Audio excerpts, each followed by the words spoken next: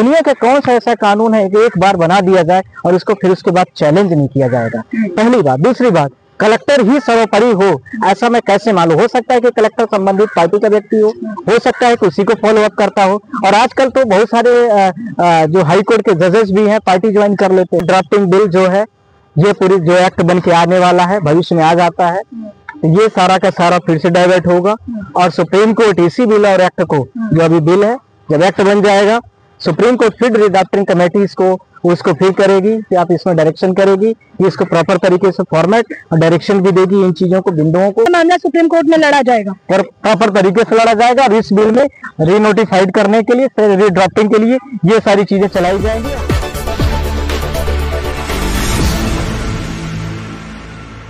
दोनों सदनों में पास हो गया, देर रात तक बहस हुई, राज्यसभा में पास हो गया। आप कैसे देख रहे हैं? लोग कह रहे हैं कि सुप्रीम कोर्ट का रुख अख्तियार किया जाएगा। देखिए, अभी हम प्रेसिडेंट ऑफ इंडिया से काफी उम्मीद कर रहे हैं, क्योंकि उनके पास जो पॉकेट वेटोज का पावर होता है, जिसके आधार पर जब दोनों पार्लियामेंट में, जब दोनों सदनों में क्रमशः लोकसभा और राज्यसभा में जब यह बिल पास हो गया है, आप सबको पता है कि यह मेजोरिटी के साथ में जो करंट रूलिंग पार्टीज है, राज्यसभा में 128 वोटों के साथ में 95 वोटें इसके विपक्ष में गई और इसके साथ में 288 वोटें लोकसभा में आई और 232 वोटें विपक्ष के तौर पर डाली गई और इसके साथ में बिल को उन्होंने वहां से संस्तुति, जिसको वर्ड कहते हैं एक्सेप्टेंस के लिए, प्रेसिडेंट ऑफ इंडिया के पास भेज दिया गया है। आज साफ सवाल यह नहीं है, सवाल यह है कि जो इस बिल में विभिन्न प्रकार की कमियां थी, हमने इसके पहले भी बातें सारी की है और आपके माध्यम से मैं दोबारा भी बोल रहा हूँ। जो इस बिल में 3-4 चीजें मतलब 5-6 चीजें इंपॉर्टेंट रही है। पहला, सबसे जो महत्वपूर्ण बात है इसमें, कि इस बिल में जो वक्फ बोर्ड है, वक्फ बोर्ड को एक ट्रस्ट के समान समझ लिया गया है, जबकि ट्रस्ट का रजिस्ट्रेशन डीएम के ऑफिस में या सब रजिस्ट्रार के अंडर में होता है और इसके साथ में जबकि वक्फ बोर्ड इससे जस्ट डिफरेंसेस रखता है। दूसरा, इसी के साथ में वक्फ बोर्ड का जो एक्ट है, वक्फ बोर्ड में रेगुलेट करने के लिए वो सिर्फ हॉस्पिटल, स्कूल्स और इन सारी चीजों को लेकर के होता है, जबकि जो ट्रस्ट होता है इंडिविजुअल कैपेसिटीज पर एक व्यक्ति उसमें पावर रखता है और उसके साथ में वो काम कर सकता है। जबकि मैं सोसाइटी और रजिस्ट्रेशन, ये बहुत सारे अलग अलग पार्ट होते हैं, उसमें बात नहीं करना चाहता हूँ। साथ में इन्होंने जो सेंट्रल वक्फ बोर्ड है उसको लेकर के चेंज कर दिया पूरी बॉडीज को, और इसी के साथ में इन्होंने स्टेट के भी बोर्ड को चेंज कर दिया है। सेंट्रल के बोर्ड में जहां पर इन्होंने council for the central for the council है, उसमें 10 लोगों को, मुस्लिमों को रखा है। 10 मुस्लिमों में 2 वुमेन्स महिला होगी, रिजर्व कर दिया। साथ में 4 नॉन मुस्लिम को रख दिया गया है, जिसमें 3 एमपी होंगे, एक IAS ऑफिसर होगा और इसके साथ में एक और कोई है। इसी के साथ में इसी के साथ में इस फॉर्मर जजेस हैं और ये एडवोकेट सुप्रीम कोर्ट या हाई कोर्ट का, इसी के साथ में वेरियस फील्ड के भी 4 लोग हैं। अब बोलिए कि रद्द कैसे होगा कानून, इतना बता दीजिए, क्या प्रोविजन है रद्द होने के? कोई भी एक्ट हो, पहले तो अभी सुप्रीम कोर्ट का पावर तब आएगा जब प्रेसिडेंट ऑफ इंडिया उसको नोटिफाइड कर देंगी और वो गजट में आ जाएगा। अभी वो सिर्फ सुप्रीम कोर्ट ऑफ इंडिया के पास अभी नहीं पहुंचा है, पर ये जिन चीजों पर हम लोग इसको चैलेंज करने जा रहे हैं, वो इसमें सबसे महत्वपूर्ण मुद्दा है कि ये जो मैंने आपको सारी चीजों को बोला है, वक्फ बोर्ड का जो एक्ट है, उस एक्ट को डायलूट करने का, सुनने का और उसके साथ में सारी चीजों को मैनेज करने का पावर पूरे डीएम को दे दिया गया है। यह सबसे बड़ा सवाल है पूरे भारत देश के लिए। डीएम के बाद जो डीएम ने, बाय द वे सपोज करिए डीएम ने आपके अगेंस्ट में जजमेंट दे दिया, तो उस जजमेंट को आप किसी भी ट्रिब्यूनल में, किसी भी प्लांट अथॉरिटीज में, इवन सिविल न्यायालय में तो जा ही नहीं सकते हैं।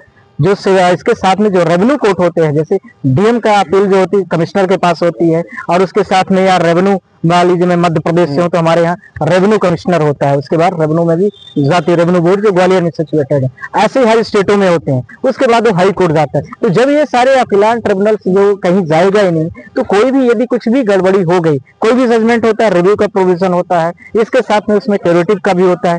ये जब सारी चीजें नहीं है, तो इसमें यदि बाय द वे डीएम उसमें कुछ गड़बड़ कर भी दिया, तो वो सारी चीजों को कैसे वो मैनेज करेंगे और उसको कैसे सुधार करेंगे, इस चीज को लेकर के हम लोग सुप्रीम कोर्ट में खड़े हैं। लेकिन ये बिल दोनों ही सदनों में पास हो गया है और नेताओं की बहुमति से हुआ है।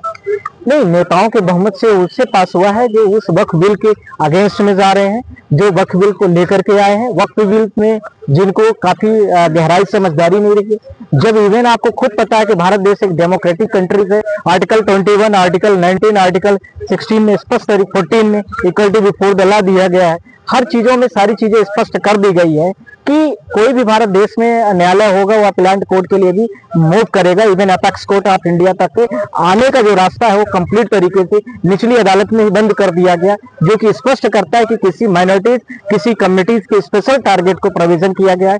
जबकि भारत देश में बहुतायत तरीके से विभिन्न प्रकार के, जैसा कि हमारे जो माइनॉरिटीज मिनिस्टर रहे हैं किरेन रिजिजू जी, जिन्होंने बिल को ही प्रेजेंट किया है, और उनके साथ में आपने देखा है कि वहां की चाइना की जमीनों ने कितना कब्जा कर लिया, पर उस पर उन्होंने कोई भी एक कमेंट तक नहीं किया। पर उन्होंने वक्फ बोर्ड को थर्ड लार्जेस्ट ये बता करके पूरे भारत देश की कम्युनिटीज को गुमराह किया है, जो कि ऐसा है नहीं। चीजें कुछ और भी हैं।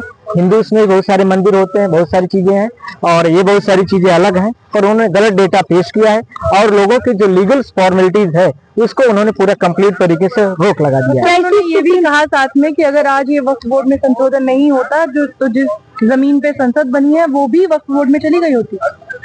देखिए, ये तो उनका एक कहने का एक तर्क हो सकता है। बहुत सारे भारत देश की जमीनें हैं और बहुत सारे भारत देश की जमीनें अभी भी सिचुएटेड हैं, पर जहां पर पार्लियामेंट बना है उनको पहले ये पूछ लीजिए कि लैंड जो दिल्ली का एक्ट है उसके हिसाब से क्या कहता है। वो प्रावधान के बारे में किरेन रिजिजू को पहले पढ़ लेना चाहिए कि दिल्ली का निर्माण जब से हुआ है और दिल्ली जब से कैपिटल बनी है, वहां के लिए डीडीए के पास सबसे बड़ा पावर है, न कि लैंड एक्विजिशन को लेकर के, वक्फ कोर्ट को लेकर के। जहां पर दिल्ली की 3 चीजों को दिल्ली की सबसे ज्यादा पावर है, लैंड एक्विजिशन को लेकर के डीडीए है, जहाँ उसी के साथ में आपको पुलिस का पावर दिया गया है, इसी के साथ में एक और है। ये तीनों चीजें जो है, जो दिल्ली के जो सेंट्रल गवर्नमेंट है, होम मिनिस्ट्रीज के अंडर में आता है। ये सारी चीजें पूरे देश की जनता को गुमराह करने के अलावा मुझे नहीं लगता है कि कुछ और भी है। क्या सुप्रीम कोर्ट इस पर बड़ा फैसला सुनाएगा, क्योंकि इसी सुप्रीम कोर्ट से हमें उम्मीदें हैं? नहीं, ये तो आप लोग पूरा, मैं अभी आपसे शेयर कर रहा हूँ और आपके माध्यम से अभी बोल रहा हूँ। कोई भी भारत देश का कोई भी ऐसा कानून आज तक नहीं बना जिसको चैलेंज न किया जा सके। सवाल यह आ रहा है कि अभी उसमें प्रेसिडेंट ऑफ इंडिया की सील और सिग्नेचर नहीं हुई है, नोटिफिकेशन हो जाएगा, उसके बाद हम लोग तुरंत ही उसको आ जाएंगे। और इसमें सवाल यह है कि जो आर्टिकल 21 है उसमें स्पष्ट तरीके से लिखा गया है। आर्टिकल 226 में जो हाई कोर्ट में हम लोग चैलेंज करते हैं, आर्टिकल 32 में जो है स्पष्ट तरीके से लिखा है, और कॉन्स्टिट्यूशनल आर्टिकल 1 से लेकर के 32 फंडामेंटल राइट्स दिए गए हैं, वो कंप्लीट तरीके से वायलेटेड हो रहे हैं। जुडिशियल पावर में डीएम के पास जुडिशियल पावर नहीं होता है, जुडिशियल के लिए जुडिशरी बैठी होती है।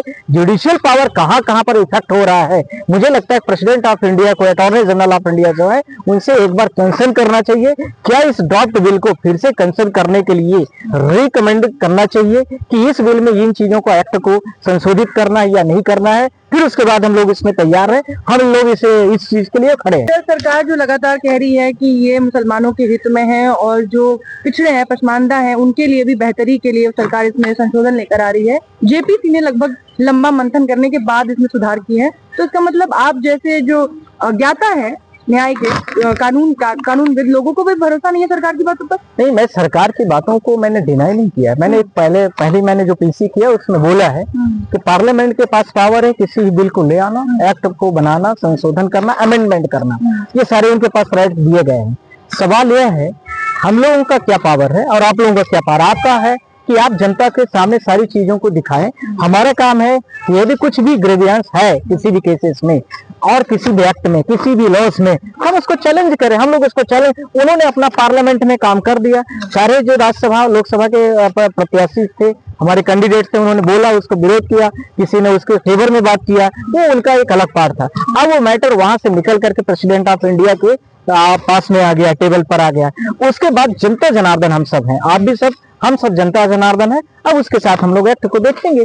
पर सवाल यह है कि जो आपने बोला कि ये सारी चीजें आपको भरोसा नहीं है, आप खुद बताइए दुनिया का कौन सा ऐसा कानून है कि एक बार बना दिया जाए और उसको फिर उसके बाद चैलेंज नहीं किया जाएगा। पहली बात। दूसरी बात, कलेक्टर ही सर्वोपरि हो ऐसा मैं कैसे मालूम। हो सकता है कि कलेक्टर संबंधित पार्टी का व्यक्ति हो सकता है कि उसी को फॉलो अप करता हो, और आजकल तो बहुत सारे जो हाई कोर्ट के जजेस भी हैं पार्टी ज्वाइन कर लेते हैं। तो मैं कैसे मान लूं इस चीज को लेकर के कि संबंधित व्यक्ति जो भी होगा, ट्रिब्यूनल कोर्ट होगी, जो भी सारी चीजें करेगा, जजमेंट पास करेगा, वो पूरी तरीके से क्योर होगा, सिक्योर होगा और जनता के आम हित में होगा। साथ में आम जनता जो देश के नागरिक हैं, उनकी जो राइट्स हैं उसको कंप्लीट तरीके से सिक्योर करेगा। क्या सुप्रीम कोर्ट के वकील नरेंद्र मिश्रा को ये लगता है कि राष्ट्रपति द्रौपदी मुर्मू इस पे मोहर नहीं लगाएंगी?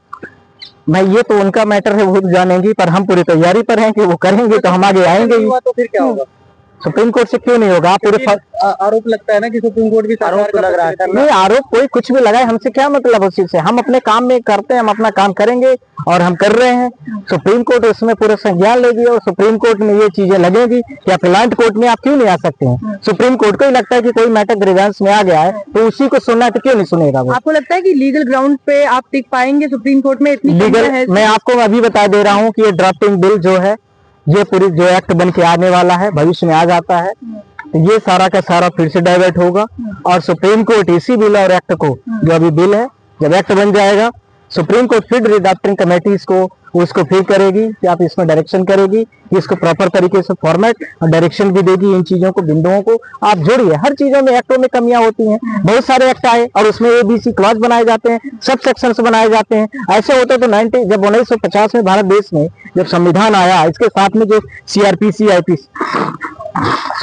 आई सारी चीजें, तो वो फिर क्यों ये सारी चीजें ना होती? आप खुद ही बताइए सारी चीजें। तो ये हमेशा भारत देश फ्लेक्सिबल है, कॉन्स्टिट्यूशन में लिखा हुआ है कि कभी भी कोई भी बिल को, एक्ट को संशोधन किया जा सकता है, सिवाय कॉन्स्टिट्यूशन का जो स्टेचुटरी बॉडी है, सिवाय भारत देश का जो वो चीजें जिनको कभी नहीं खत्म किया जा सकता है, उनको, जैसे election commission of India, chief judiciary, इसके साथ में जो और भी प्रोसेस है, ये चीजों को नहीं खत्म किया जा सकता, बाकी सबको चैलेंज किया जा सकता है। आप लोग केशवानंद भारती जजमेंट पढ़ लीजिए इसमें। मतलब अब ये पूरा मामला सुप्रीम कोर्ट में लड़ा जाएगा और प्रॉपर तरीके से लड़ा जाएगा और इस बिल में रीनोटिफाइड करने के लिए, रीड्राफ्टिंग के लिए ये सारी चीजें चलाई जाएंगी और होगा। विपक्ष के नेताओं द्वारा लड़ा जाएगा या फिर आप? विपक्ष कौन है मैं नहीं जानता हूँ। विपक्ष एक आम आदमी है, जिसके भी राइट्स का वायलेशन हो, जिसकी भी चीजों को वायलेशन का कहीं न कहीं पर उसको एक्ट से प्रभावित किया जा रहा है, वो हर व्यक्ति विपक्ष है। जो यहाँ पर रिस्पोंडेंट हम लोग जिसको कहते हैं, जो यहाँ पर अपने ग्रेवियंस को लेकर के सुप्रीम कोर्ट में आता है, वो सारे विपक्ष है। क्या मुस्लिम तबके के लोग इस पूरे मामले को लेकर आपके पास आ रहे हैं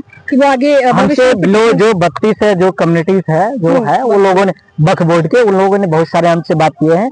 हम लोग तब तक के लिए तात्कालिक विचार करने के लिए रोका है कि अभी एक्ट बन के आ जाने दीजिए। हो सकता है कि पॉकेट वीटो हो जाए, प्रेसिडेंट ऑफ इंडिया अपने पॉकेट में रख ले। हो सकता हुआ है सर? नहीं, हुआ नहीं है। नहीं, आपको राइट्स तो दिया गया है ना, हो सकता है कि इस बार यूज कर ले। ऐसा भी तो उम्मीद तो की जाती है ना। चमत्कार की उम्मीद आपको है? ये चमत्कार ही है। चमत्कार नहीं होगा तो हम लोग तो बैठे हैं ना, आप लोग तो बैठे हैं, सुप्रीम कोर्ट बैठा है चमत्कार करने के लिए।